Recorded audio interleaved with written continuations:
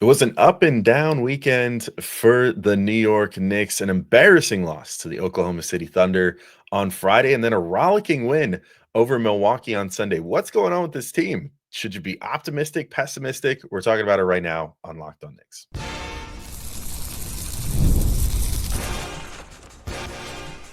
You are Locked On Knicks, your daily New York Knicks podcast, part of the Locked On Podcast Network. Your team every day.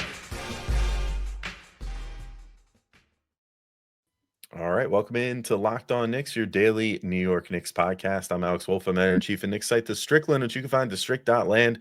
And he's Gavin Shaw, your favorite play-by-play broadcaster's favorite play-by-play broadcaster. And today we are going to be talking about two vastly different games, Gavin. We have the Milwaukee win, where the Knicks win 140-106. And then just a terrible loss to the Oklahoma City Thunder, where the Knicks lose 126-101, and it shouldn't have even been that close. There was lots of different themes to talk through. Jalen Brunson went crazy in the Milwaukee game and also had an injury scare. So lots to get into in this show. But first, we want to remind you that this show is brought to you by our friends over at Game Time. Download the Game Time app, create an account, and use code LOCKEDONNBA for $20 off your first purchase. And I want to thank you guys for making Locked On Knicks first listen today and every day, whether you're checking us out on your favorite podcast platform or taking in the sights and sounds on YouTube. We appreciate you making us part of your daily routine. Make sure you hit that auto download function on your favorite podcast app or the notification bell on YouTube so you never miss an episode. Also, if that's not enough for you, your favorite podcast now has a newsletter introducing the Locked On Knicks Daily Newsletter. One stop for ultimate team and league coverage delivered right to your inbox. Sign up for free now at LockedOnDaily.com. That's LockedOnDaily.com, and start your day with the all-new free Locked On Knicks newsletter. So, Gavin, you and I were talking before the show, and I think we came out of this weekend with vastly different opinions of how to feel. So two very different games. Embarrassing loss for the Knicks on Friday. Again, 126-101 to OKC, but it probably shouldn't have even been that close. I mean, they got ran off the floor. As bad as the game was the previous Friday, it was that much worse because it was at the Garden. It felt like the Knicks should have counterpunched, and yet they just kind of laid on the mat. And it really was enough to make you question this team's mettle. But then Sunday, they come back and win 140-106 over the Bucks. I mean, Jalen Brunson returned to form. Little injury scare that we'll get into later about that came up late in the game. But in general, a bounce back game for him, bounce back game for Towns for sure. Josh Hart had a good game. I mean, the other two wings still maybe a little shaky, but definitely cause for optimism against a team that maybe isn't a contender so much anymore, but is at least competent and good. Even though the way that Doc Rivers game plans against Jalen Brunson maybe isn't. But I don't know. How did you come out of this weekend feeling on the aggregate here? Yeah, it's complicated, right? Because I almost regret that we didn't torture ourselves on Friday and just get out 35 minutes of vitriol after that Thunder game. Because I mean, one, there's something fun about that. We got to do it against the Magic, right? And we both had a good time, I think. Or at least at the very least, it was cathartic. And now I'm confused. And when you're angry, sometimes you don't want to feel confusion, right? You want to feel pure, unadulterated anger and just be a little self-righteous in it. And the Knicks robbed me of that with frankly, outside of Mikal Bridges, who was again awful, and maybe that's my takeaway from the weekend. They kind of robbed me of that clarity because they were really good in that Milwaukee game, and I have a feeling we're going to come down closer to the middle than we think on this, but I do think the Thunder game is the more telling of the two to me, just because of the trajectory, right? Because the first three quarters against Oklahoma City, we said it after that game, but I think that was about as encouraging basketball as the Knicks have played all year. I think Ian Begley had the stat coming out of the Oklahoma City game, but this Knicks team has not beaten a team with a better record than their current record this entire season. 0-5 with team that 0-5, against teams with a better overall record than them. 9-11 against teams that are 500 or better, and that includes 3 wins against the Magic without their 2 best players, or 1 game with Franz, 2 games without him. 1-6 against the top 8 overall teams in the NBA. So I don't know how to feel about that when against Oklahoma City, again, they look like the better team for 3 quarters. just a week ago, Mikal Bridges, I would say, more than held up against Shai Gilgeous-Alexander. He was borderline winning that one-on-one matchup, which would be stunning for him. I mean, that's arguably the best player in the NBA right now, and Mikal was locking him up. OG Anunoby was locking up Jalen Williams. Karl-Anthony Towns was like limited touches, but he was effective when he had the ball. Jalen Brunson was finding his spots. Josh Hart was awesome. And you fast forward a week, but not even a week, you fast forward to that fourth quarter of that first game where Oklahoma City outscored them by 20. Like, all these cracks started to appear, and the Knicks had a week to fix it. And I think you and I were coming into it saying, all right, they're going to figure this out. They're going to figure a way to plug these holes. And instead, like, I have 8 bullet points I want to go throughout this one. There were just a myriad of issues, a lot of them centered around the wings, but not entirely. Like, late getting into their offense, couldn't figure out Isaiah Hartenstein screening, constant miscommunication defensively, zero answer at all when the Thunder went 5 out, even though SGA was off the floor, couldn't handle the blitz that just stymied them in the fourth quarter of that first game. And just all this stuff that should have been cleaned up that just wasn't. And on top of that, like, the effort was just inexcusably poor. And this team outside of Josh Hart and maybe Towns looked borderline disinterested. And I don't know how to interpret it that they come back and beat the Bucks. But just given the fact that they've struggled all year in like really substantial ways against the best of the best, my biggest takeaway from this weekend was that the Knicks are a good team, but not quite a championship team yet. And I don't think anything they did against Milwaukee changed that for me.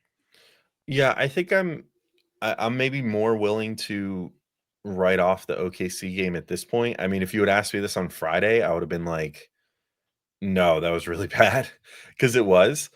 That said, I mean, I think that it's important to consider, OKC is mostly the same team that's been together for the last few years. They just added Hartenstein this year, who was like a real fit, like a glove kind of fit. Obviously, they're still without Holmgren too, so like that'll, they'll have to figure that whole situation out when he comes back. But I'm sure it won't be hard because he's just really talented and very skilled and everything else. Like, he's going to fit in like a glove too. So they've kind of got this core that was like ready to rock and roll right from day one, and they've shown. Like, I mean, all apologies to the Cavs. If there happens to be a Cavs fan listening, they've been really great. I think OKC is the best team in basketball right now.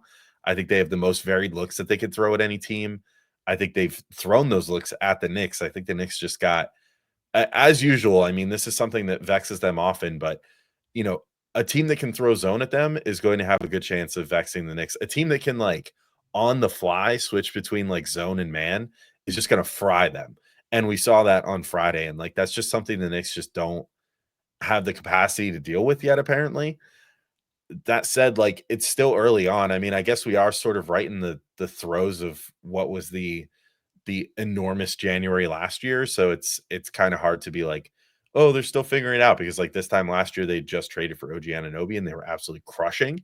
Yeah. But again, with a largely similar core to what they had the year before, just adding OG Anunoby into it. I think they're still figuring things out. And that, I don't use that to excuse like Mikal Bridges, for example, who I think is just really, I don't know what happens to him. Like, where game to game, it's like sometimes he's an absolute killer. In other games, he's just looks like he doesn't even want to be on the basketball court lately. But outside of that, like, I think the game against Milwaukee just showed us the reason I'm more optimistic this week than coming out of this weekend than I was coming out of last weekend, and certainly after last Monday, is that the way that the Knicks responded was better for me. Like, I don't think that they're necessarily a championship team this season. I think they're probably still a move away. They still need to fine tune this roster a little bit, finagle whatever they can, get over that second apron next year. When they're legally allowed to by the CBA, make whatever final moves they have to try to like build this championship team. But at this point, I think it's just like getting this team to the point where maybe if they shock us, they could be a title contender, but really just starting to creep into that upper echelon. And, I think maybe we got a little too big for our britches at certain points earlier this year, thinking like, oh, this might be a title team. Like, but the reality is, there's probably a very real chance they're not. Maybe they make an ECF run or something, and that would be progress, certainly. But I think the main thing is just they went up against one of the best teams in the NBA. They responded well in the next game, and that's very different from what they did last weekend, which was they didn't even look like a good team last weekend, because they responded from losing to OKC turning around immediately, losing to Chicago, turning around immediately, losing to the extremely depleted Magic, and looking just as dead as they did in that OKC game, in that Orlando game when they had no excuse to. I think this game they came in, they punched Milwaukee in the mouth, and they came out with a win. I think that's why I'm feeling a little more optimistic today than I was earlier in the week. Yeah, all great points. And again, I think we're probably closer than we thought when we were texting coming into this, because that is what everything you said is largely my opinion on it too. And my pessimism is more for this season and less so saying, all right, this experiment is doomed. And a lot of the pessimism I saw coming out of that game rightfully is in the past when this team had bad losses, you'd say, all right, but they still have whatever it was, 11 first round picks to work with. They have Emmanuel Quickly to trade, potentially they have RJ Barrett to trade. As we found out, Dante DiVincenzo and Julius Randle were able to be turned into a significant asset, maybe one of the top 20 players in the NBA in Karl-Anthony Towns. They no longer have that flexibility. So these losses feel a little bit more final. But to your point, we'll have some increased flexibility next offseason. I think time is a crucial factor, and a lot of people have highlighted, like, it took the Celtics 7 years to figure it out. It's taken the Thunder, I mean, they're very young, but maybe 2 or 3 years to get to this current iteration. The Cavs are in their third year, and they're just kind of finally rounding that corner and rounding into form. And the Knicks are not super young. These guys are smack dab in the middle of their prime. So there is inherently some urgency there in that sense. But to your point, I think offensively, this is very clearly a team with an incredible amount of firepower, but an inability to consistently unlock all of it simultaneously and pull all the triggers simultaneously. And some of that is on Jalen Brunson, who overall offensively, one of his best games of the season, one of his best games as a Knick against the Milwaukee Bucks. But there are certainly plays where it was very obvious Oklahoma City said, hey, like, Jalen Brunson is shooting. We don't really need to do anything else here. And to me, I think what's worth figuring out over the course of the season, is that just because they knew Jalen wasn't going to pass the ball and was going to attack the mismatch, or was it more so that they just did not respect the Knicks shooters? And that was so clear that the Thunder, especially with how they played Karl-Anthony Towns, and the Knicks made it more difficult by crowding Towns and just not having optimal spacing. And that's stuff that can be solved with time. For me, the bigger question is OG Anunoby a good enough shooter that he should be respected all the time? I think we both think so based on a sample size. Same with Mikal Bridges. They haven't been shooting like it lately, and it makes the Knicks a much easier team to defend. But Alex, we have a whole lot more to get into, a little bit more specifics on both games. Again, Brunson was just incredible against the Bucks. We got to highlight that. Mikal Bridges has just been dismal. We got to highlight that as well. We're getting into it all next right here on Locked On Knicks. But first, we got to let you know about our friends over at Ultimate College Basketball Head Coach. I want to take a moment to introduce you to a brand new mobile game that I'm really excited about. Ultimate College Basketball Head Coach. If you ever dreamed of being a college basketball head coach, this is your chance to step into those shoes. In Ultimate College Basketball Head Coach, you control every detail of your program, from recruiting players and hiring coaching staff to overseeing training camps, handling NIL deals, and managing scholarships. It's all in your hands. And when it comes to game time, you get to draw up offensive plays and set your strategy. The way you play won't affect just the current season. It will shape the future of your school's basketball program. It's a game that lets you feel the full weight of what it means to be a head coach and lead your team to glory. So here's a special offer for Locked On NBA listeners. Use promo code LOCKEDONCBB, all caps, inside the game store to get a free boost for your program. It's the perfect way to kickstart your coaching career. To download Ultimate College Basketball Head Coach, just visit ultimate-cbb.com or look it up on the app stores. Ultimate College Basketball Head Coach. Begin your coaching legacy today. And we also want to tell you about our good friends over at Game Time. I love going to live events, whether it's sports, music, theater, or comedy. I've referenced it a couple of times, but one of my favorite memories from this past year was attending the Childish Gambino concert. I'm just going to whisper it, at the Barclays Center. The energy and excitement was unforgettable. Alex, you were there too. You know what I'm talking about.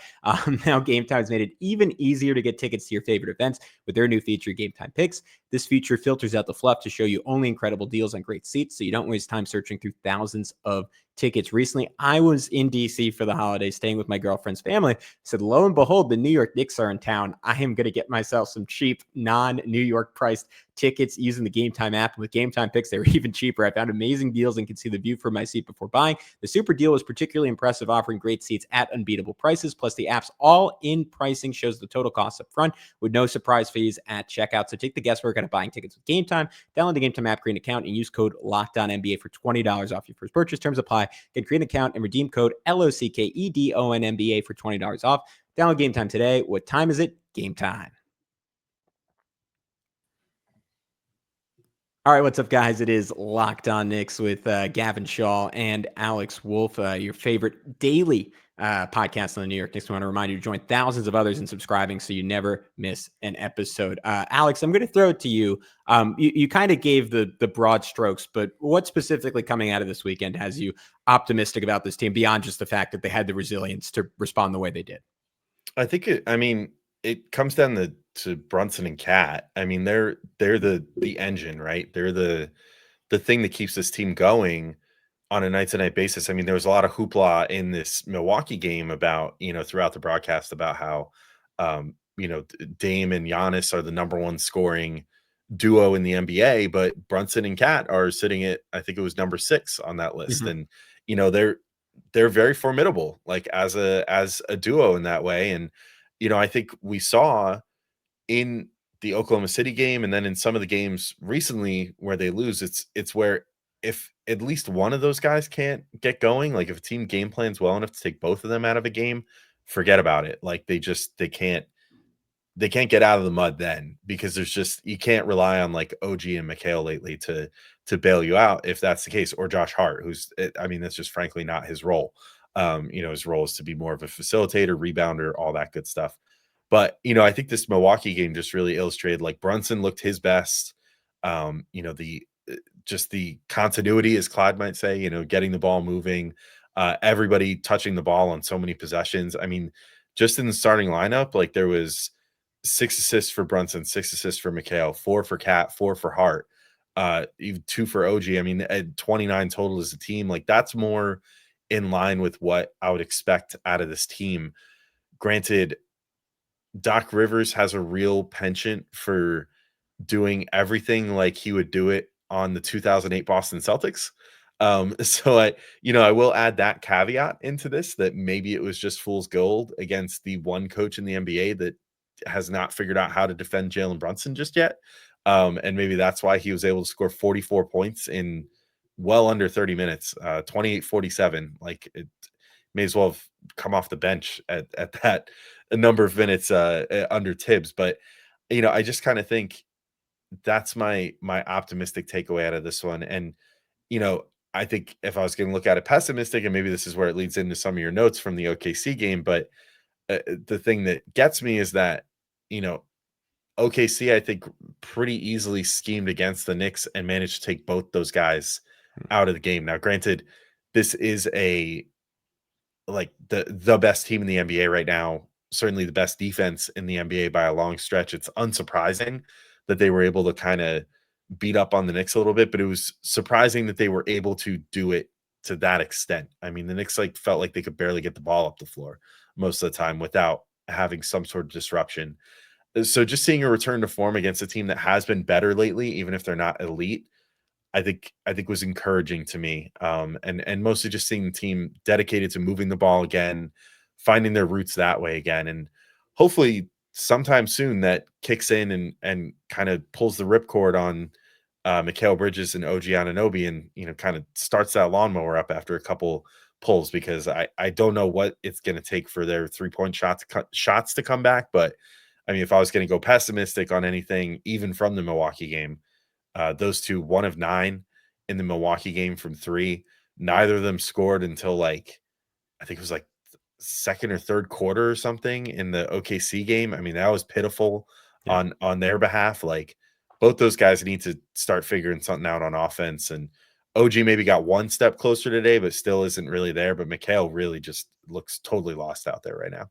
Yeah, I think that's probably where I have to start. I'll first note my little bit of optimism, just to build a bridge for people, is that the Milwaukee Bucks are probably the easiest matchup in the first round for the New York Knicks. And right now, if things hold, they're slated to play them as the Bucks are the 6th seed and Indiana passed them in the way Milwaukee looked in this game. I think it's very feasible that the Knicks could stay in that spot, and the Bucks could stay in that spot. New York's going to have to hold off the Magic to avoid the Pacers, but I would be pretty okay playing either the Pacers or the Bucks in the first round versus like a suddenly healthy Sixers team or the Heat sneaking in, or even the Pistons have played really good basketball. But the premise of this Bucks matchup is just clear now, which is so fun given that for years they tortured the Knicks. They just have no one to guard Jalen Brunson, and the Knicks have with OG Anunoby, even with Karl-Anthony Towns did a good job. Mitch, when he comes back, they have some answers for Giannis. So that's encouraging, but it was another just disastrous weekend for Mikal Bridges. Now, since the Spurs game, it's been a 10-game sample size. He is shooting just 21% from three, and he's getting them up. He's taking 6.5 attempts per game, and again, making 1 out of 5. So the shot is ugly, but it's more than that he just looks completely lost defensively, both on the ball and off the ball. On the ball, like SGA was just barbecuing him. Like it felt like he was a mannequin out there. I don't know if you remember, but maybe 15 years ago, Yi Jianli, I think that was his last name, worked out for the Nets, and he very famously worked out against a chair.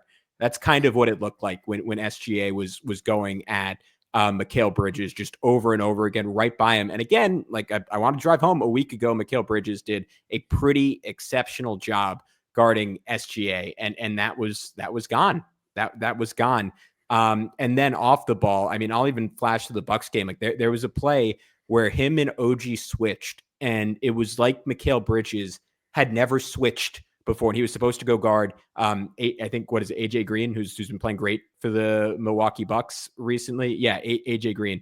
And he had about 4 seconds because they swung it to the opposite wing, and then just a skip pass back to AJ Green. Mikal never gets there. Tibbs takes a pissed off timeout, and that's like, even though the Thunder game was worse in that sense, that play almost summed it up to me better than anything else, because that was just a theme throughout that Oklahoma City game, right? Like guys switching where they'd have Cat blitz the pick and roll, and then Cat would be trying to find his guy while everyone else rotated to compensate for Cat. And over again, the Knicks could not end up in the right spot. And that's how Isaiah Joe set a season high in his first 10 minutes on the court. He got to 20 points. It's because the Knicks, especially when Oklahoma City went small, when SGA wasn't even on the court, they just had, I can talk about it more next segment, Alex, but they just had zero answer. And over again, were caught in between, guarding no one, multiple guys. And it looked like a team that had never played together before. And it feels like too often now they go against these great teams, and defensively they forget what they're supposed to do. Offensively, they go to the autopilot of, hey, Jalen, you better carry us because no one else wants the basketball, or Karl-Anthony Towns can't get the basketball. And to me, that's kind of what was the most frustrating part of this. Yeah, and I think that's something that like guys like Josh Hart have alluded to in like post-game comments and stuff, and Brunson, I think himself even said something about this recently, that they tend to let the offensive failures get to them on the defensive end, and that's a habit that they're trying to break. But I think we see that. I mean, I think it's something that they're all actively working on. I mean, Hart himself has mentioned he's trying to jaw at the refs less and get less technicals. In general, I think that it looks like they're trying to not debate calls or non-calls as much anymore and start getting down the floor more on defense, or at least it did in this Milwaukee game. But, again, it's like they're making shots. So, of course, they're not going to complain as much when they're not getting foul calls as in like an OKC game where they're not making shots and they think they're getting fouled. So then they're trying to like find the points somewhere, and the way that they're trying to find the points is to try to, get the refs to make the calls that they want them to make. But yeah, it is frustrating to just see how inconsistent the defense can be. And I wonder if it's as simple as they are sort of just a Mitchell Robinson away from being able to make this work, because I think that a lot of that, I just got done saying, before praising Brunson, like just how amazing Cat's been, or how amazing he was in the Milwaukee game at least. But like sometimes it comes down to like, I think especially if Cat gets in foul trouble or something, I think the defense has more of a tendency to struggle, because he's low-key been pretty good defensively lately. And then we've gone over what an amazing rebounder he is. Is it just having a Mitchell Robinson there that you can then say, okay, we have a decent backup for Cat, and or a decent backup plan to have Cat play the 4 and have Mitch play the middle and just get that more imposing presence on defense? Like maybe that's just all they need some nights, to solve a lot of these issues. I don't know for sure, but I guess Yeah. the only way we'll know is hopefully when Mitch comes back soon. I mean, we are January 13th, and we were quoted like late December to January is when he would potentially have the ability to come back. So hopefully that's something that we hear an update on soon. But speaking of injury updates, luckily the Knicks avoided a really scary scare in this game. Jalen Brunson goes out, and I mean, unfortunately, it was a sight all too familiar for Knicks fans, clutching a shoulder after Randall last year, after Landry Shamet in the preseason this year. Your mind immediately went to the worst, and luckily, it seems like things are totally fine because Brunson is just a lizard person and just never gets hurt ever, except for at the end of last year's playoffs. But I mean, just in general, the guy can turn what looks like a horrible injury into absolutely nothing and check back into the game. So we'll talk about that in just a moment, plus some closing notes on this one on Locked On Knicks. But first, I want to tell you guys about our friends over at OpenPhone. Running a small business means you're wearing a lot of hats. Your personal phone becomes your business phone, and before you know it, you're juggling customer calls all day and night. As your team grows, it becomes impossible to manage everything with your personal number. That's where OpenPhone comes in. It's the #1 business phone system designed to keep your work and personal life separate. For just $15 a month, the cost of a few coffees in New York, maybe 2 coffees, you get complete transparency and visibility into everything happening with your business phone number. OpenPhone works through an app on your phone or computer and integrates with tools like HubSpot and hundreds of others. It also uses AI-powered call transcripts and summaries, so you'll have a rundown of your calls and action items the second you hang up. And if you miss a call, no problem. Automated messages are sent directly to your customer, ensuring you never miss an opportunity to engage. Right now, OpenPhone is offering 20% off your first 6 months when you go to openphone.com/LockedOnNBA. That's OPENFHONE.com/LockedOnNBA for 20% off 6 months. Openphone.com/LockedOnNBA. And if you have existing numbers with another service, OpenPhone will port them over at no extra charge. All right, what's up, guys? We are back to wrap up this optimistic or pessimistic pod. In the comments, let us know. Are you feeling good? Are you feeling bad? I wanted to rebuttal that Mitchell Robinson point, because to me, like, all of this working on both ends of the floor, and I know we just talked about him for a few minutes, but it just comes down to those two wings, right? And I've said this so many times in different ways, so apologies for being repetitive, but they got those guys because they're both supposed to be completely additive. Like, you want to say 100% of the time, but I would say realistically like 85% of the time. And I felt like last year there was never a moment when OG was bringing you down. Like, even when he wasn't shooting well, he'd find a way to contribute with his defense. Like, they just need a lot more from him right now. I mean, to your point, I don't think he scored in the first half against the Thunder. He scored his first points against the Bucks. I wrote it down with 3 minutes to go, or 2 minutes to go, excuse me, in the second quarter. Mikal Bridges, the game after against the Bucks, scores 3 points in the first 90 seconds, scores only 3 points the rest of the way. One was because they fouled him when they were in the bonus. It literally wasn't any of his own doing. The other one, Cat hit him on a laser for a wide open layup. Like, just for both of them to go completely absent, and for Mikal to have long stretches where he doesn't want to shoot the ball, OG Anunoby to just not bring any of that physicality he brought a week before, and to have just like a stretch of inconsistency I really didn't know he was capable of. And to have these games, like the Bucks game, he had 1 rebound. Mikal had 2 rebounds. And I know we've talked about that. Part of it is just Cat and Josh Hart gobble up everything when they're on the floor. But those guys just, like, the nights they're not scoring, they have to be like frenzied, manic, rabid defensively. And if they're not, like Mitch, I think Mitch, when he first comes back, is only going to be playing like 15 minutes a game. I don't know if he's ever more than a 15-minute per game player on this team. Maybe he gets up to something like 20. Obviously, he'll help. He is an incredibly good defender. I just don't think he solves, and I know that's not what you're saying, but I just don't think he solves all the Knicks' issues. Like, they just need Mikal and OG to be great. I think OG will get there. I think we've been a little bit unfair to Mikal and that we focused on him, because OG's been, I think, quite poor for a while now on the whole.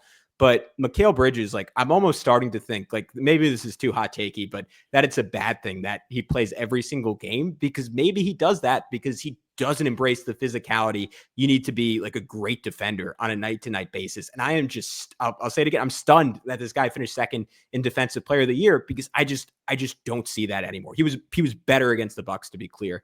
but I haven't seen that ceiling with any kind of consistency. The first game against the Thunder was the one time I was like, all right, I see the vision. They just need so much more from those guys. I know I've harped on that point a lot. They need more from Brunson. Cat sucked early defensively against the Thunder. Like, he was a disaster. Like, they need more from everyone, but those two in particular, I think, are the difference between a good team and a great team. Yeah, I'm with you, certainly. I mean, I think that ultimately the Mitch point is just that he gives them a different look and more of a backup plan for, like, if Cat doesn't have to be on the floor. And I mean, I think Precious had a pretty decent showing against the Bucks too, but I just don't think we've seen out of him like what we saw last year in his best stretches. And I think that's kind of the biggest issue.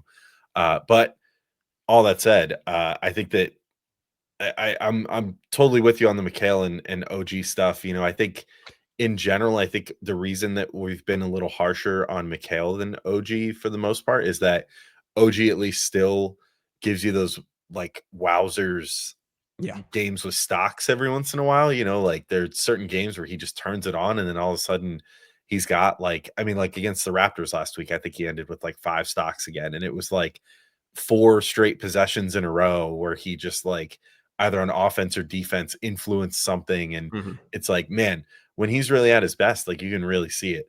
But when he's at his worst, and especially when the shot isn't going down, I mean, his 3-point percentage, I've been almost afraid to look to see what it is lately. Let's see real quick where he's sitting at for the season. I mean, after he started the season like as on fire as anyone could possibly be, and was shooting like 47%, I think, the first 20 games or so. Exactly. He is now down to 34.6% for the season. Yeah. Like, I've been avoiding looking at that number like the plague because I didn't want to know. I just wanted to be blissfully unaware and pretend like he was still really good at shooting the ball. And Mikal Bridges, to this point in the season now, is at 33.2%. So they're actually only separated by like 1 percentage point, which I think honestly says more about how cold OG has gone recently than anything about Mikal, because he's just kind of been, other than December when he was untouchable, I mean, he's just bookended December with 2 really terrible months so far. And you know, hopefully January's not done yet. So, you know, hopefully he can grab some of that December energy and bring it back into 2025 with him, which he unfortunately left behind when the calendar turned over. But yeah, I think a lot of it comes down to them. And, you know, I also sort of agree with your hot take too. I think that the fact that Mikal Bridges plays every single game and plays like 37 minutes, I think there is constantly a thing going on in his head of self-preservation and body preservation and making sure that Iron Man's, I mean, I don't think it's like from an egotistical standpoint of like the Iron Man. I think it's subconscious, if anything. Exactly. Like, I don't think that he's like, oh, my stats, I got to keep the Iron Man streak going so I could be basketball's Cal Ripken. But like, I think that he's just looking at it like, I have to be out there every day for my team. If I dive too hard for this steal or whatever, like I might fall and I might hurt my knee or whatever. Like, and I can't do that because they need me or whatever. And, you know, it does, I think, sort of adversely affect him sometimes in how much he's willing to really like put his body on the line playing defense. But lest we sit on the OG and Mikal topic too long, let's talk real quick about Brunson one more time. So 44 points in that Bucks game, 16 to 26 shooting, 5 to 10 from 3. Really found himself again, but really scary moment, Gavin. I figured we could just talk about what we were feeling in that one because I don't know if I've broadcasted on here, but like my wife and I are moving into a new house right now. So I was kind of during the game while it was on, we don't have cable or, you know, internet, whatever set up there yet. So I was just like watching it on my phone, on my like TV provider app. And, you know, I was like just sort of listening. So I was putting up like shelving in the closet today and whatever. And I hear like Brunson going back to the locker room, and you could hear like the deadness of the crowd. Like once the crowd realized that happened, and Breen was like it literally sounded like they turned like a volume knob down because the crowd was kind of bumping before that. Like it was a party in the Garden. And Breen's like, oh, you could see he comes up immediately grabbing his shoulder. He asks out right away. I mean, he like, and Brunson isn't quick to do that usually, but like he looked right at Tibbs, was like, get me out of here. Like, you know, I got to go to the locker room, walks right to the locker room. You're thinking like, oh my God, did he just, there wasn't anything visible. Like it certainly wasn't like Randall or like Shamet where you could be like, oh God, that guy just dislocated his shoulder. But still the chills set in no matter what because of seeing him grab his shoulder. it ends up being okay. They classify it as just a stinger, more of a football injury normally, not Mhm. something you usually see in basketball. But then again, he suffered a UFC injury last year that made it look like his leg was going to fall off too. So maybe cross sport injuries are just Brunson's thing. But Yeah. I mean, how he looked before the injury, how he looked after the injury, I thought this was one of his best games this season. Maybe when you consider the small amount of time played and the amount of points per minute and everything else, you could argue the most dominant scoring performance of his Knicks career so far, even if the total point number wasn't there. But what did you make of Brunson's performance against the Bucks? And is it anything more than just a case of Doc Rivers being really bad at coaching against Jalen Brunson, or was there something a little more to look at here? I think it was like half of one, half of the other. Is that I probably botched that saying, but that's essentially what I would call it. I mean, single coverage the whole first half was a disaster, and I'm shocked he didn't come off it. His solution after he was just cooking Andre Jackson, and he had 8 points in the first 3.5 minutes and was just getting to the rim basically every single time he wanted to. Like the Knicks just kept running these stagger screens for him, and we've said it a couple of times, but from 5 to 9 feet, he's cooking now. He's cooking at the rim, like after getting off to a poor start in terms of efficiency at the rim. And then he said, you know what? I'm pulling AJ Green off the bench, and bless AJ Green's heart. Like I referenced him earlier, he maybe has saved Milwaukee's season by being one of the best 3-point shooters in basketball and an above average defender. He is not equipped. He's not Lou Dort, right? He's not any of the myriad of ridiculous Thunder defenders who Jalen still gets his against, right? There is no world where he is guarding Jalen Brunson one-on-one. And he also doesn't have Isaiah Hartenstein behind to help. He is like an aged, if that's a word, Brooke Lopez. And all of it ended up in the best first quarter of Brunson's career, a career high 23 points in the first quarter, 7-11 from the field, couple of threes, 7 of 7 from the foul line. And the biggest news, because Brunson was essentially in an equivalent, if not worse, shooting slump than the other two guys, than Bridges and Anunoby, right? We said it something like 17%, I think, after the Thunder game over his previous 8 or 9 games. He got a shot back 5 for 10 from distance, and they were all tough. Like I don't think he had a single catch and shoot three. Someone can correct me in the comments if I'm off on that, but they were pretty much all off the dribble, snatch back, like really intricate sequences. Like my favorite one of the game was when he used an OG Anunoby screen, and then he intentionally slowed down to let Andre Jackson catch up to him, and then just hit him with like the nastiest crossover I think I've seen from Jalen this year. Banged a three, and it was the epitome of playing with your food. I think this was kind of a statement game for him. Like you saw on what was either his last basket or second to last basket, he got an interception and went coast to coast for an and one layup, and he just let out a scream. Like there was a lot of pent up frustration. I don't know if you can relate that back to the Josh Hart quote about like egos and agendas, like driving some of the mishaps against the Thunder. But there was like, I think Jalen was clearly, like understandably, rightfully, like pissed and frustrated coming out of that game, and he just let it out on Milwaukee. And maybe that was true for Towns too, Alex, who was similarly monster game, 30 points, 18 rebounds, 4 assists. After he was deservedly very frustrated coming out of that Oklahoma City game where they were just aggressively double teaming him, much more so than the game a week before, because the Knicks, I said it earlier, but the Knicks spacing was absolutely terrible. People just kept cutting into his airspace, and the Knicks weren't making them pay for doubling him. So Catches had to basically go score on double teams. And eventually in the third quarter, he figured out how to do that. It was too late. Against the Bucks, he was kind of unstoppable from the get-go, and particularly in the second quarter. Yeah, I mean, it was just like Brunson show first quarter, Cat show second quarter, and it sort of just exemplified what these guys could be at their best. I think that Cat in this one, it was more about utilizing his quick first step. Like that was definitely the thing that he was going to over and over and over again. Mm-hmm. Like no matter who they had trying to guard him, he was just able to get around them. And that went right down to, I think they had Portis on him once or twice Yeah, too. he Like was killing him. Yeah. yeah, and he just obliterated him. I mean, it was just like if he got Portis on him on the perimeter, he just put the ball down and it was like one big step and he was by him.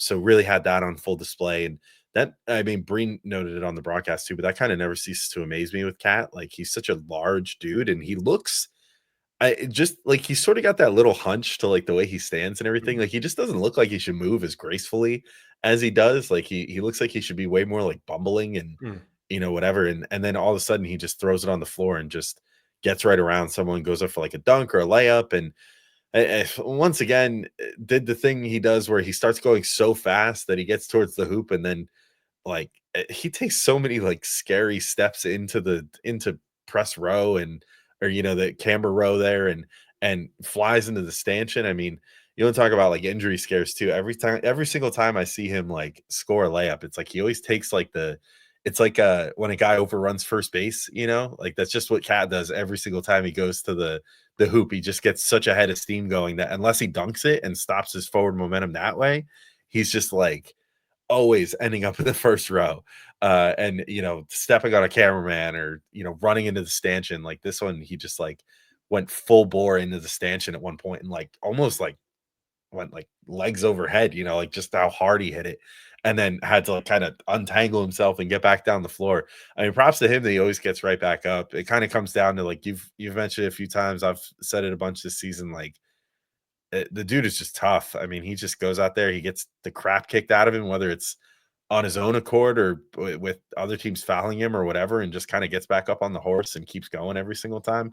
That was a great game for him. It was just a really well scouted game, I think, by Brunson and Cat, as far as knowing what they would probably see out of Doc Rivers and just fully taking advantage of it, fully taking advantage of the single coverages and the fact that like they were being given a lot of room to operate, and like they kind of both had their own moments to show like you should not give either of us a lot of room to operate.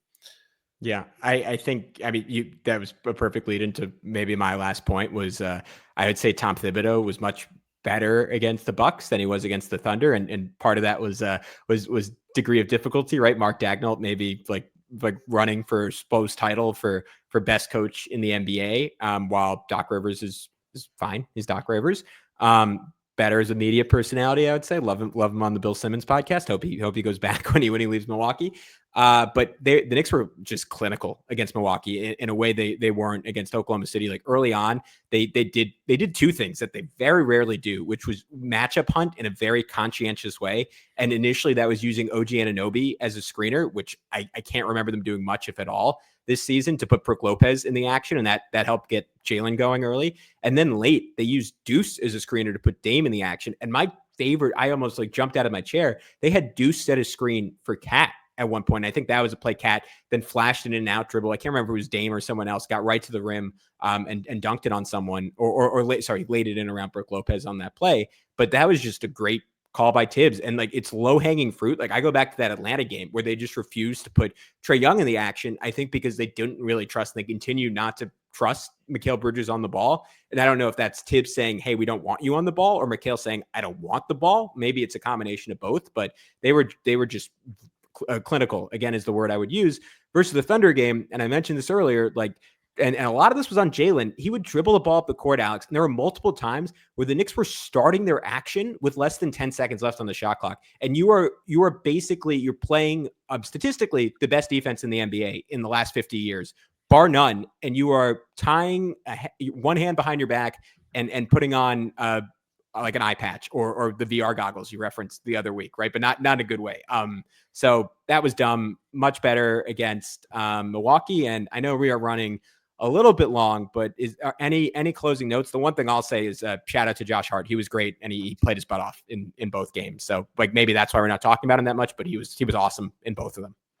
Yeah, I think that's as good a note as any to end on. Much like the Knicks, we don't have much longer to see what they're really made of again, because they're going to face a Detroit Pistons team with Cade Cunningham, who's playing amazing basketball right now, and a team that's really starting to turn their fortunes around. So young, hungry team, perfect way to test if the Knicks have truly turned things around or not in a back-to-back. So hopefully not too tired of legs. Hopefully the Brunson injury news is great and whatever, and they're able to get right into it. So we'll have that covered for you guys tomorrow, along with the rest of the game recaps this week and some other good stuff in between. So till then, thank you all for listening, and we'll talk to you soon. Peace out, everybody.